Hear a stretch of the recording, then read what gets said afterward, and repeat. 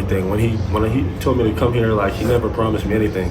And that was something that made me want to come here even more. It's just like the competition aspect, the realizing that there's other guys that, James Bouknight, I came in, playing behind him. So knowing that, I had to compete every single day to earn my spot and earn my minutes. So he told me that, like, before I even got here. So he just told me, like, you got to work for everything you're going to get. How old were you when you started to realize that your court vision was at a really high level and that passing would be a superior strength of yours?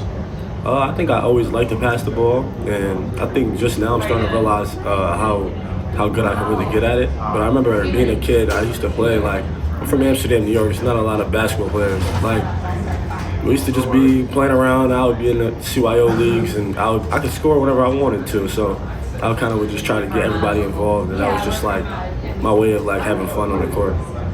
Here, and then we'll go on the back.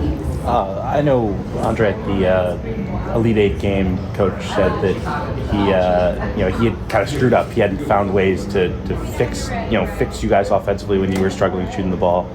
I'm curious how collaborative a process it was with him in terms of finding the best ways for you to be successful offensively, and now that it's come to fruition, your thoughts on that process to get to where you guys are now with you as a playmaker. Yeah, definitely. Early on, he was telling me to do a lot of things like screening and rolling and stuff I never really did before.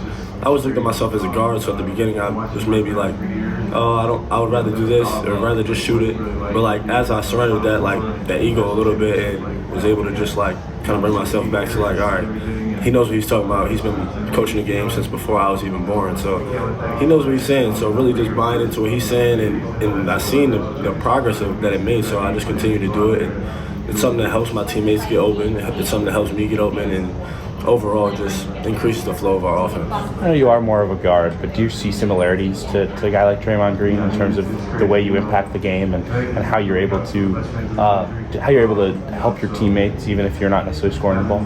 Yeah, definitely. I think I can impact the game without scoring the ball. I think when I do score the ball, that's a bonus, and I think definitely that's a guy that I watch a lot of on both sides of the ball. He's a really good defender, one of the best defenders in the league, and he's also, a really good player. He plays with a lot of shooters.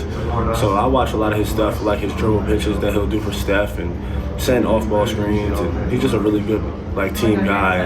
And you can see he reaped the benefits from him, multi-year champion, and a great player, one of the greatest to ever do it. On the back.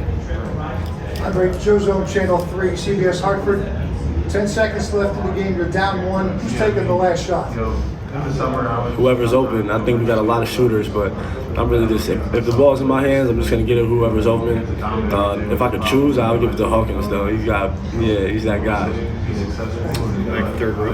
Andre, the other day, Coach Hurley was asked about the teams that choose to sag off you offensively, and he said it probably took him and the staff a little bit longer than it should have to identify the right solutions for you guys. I'm curious, during that 3 or 4 game stretch when they were trying to figure out what the right thing was, you guys were experimenting with ways to combat that.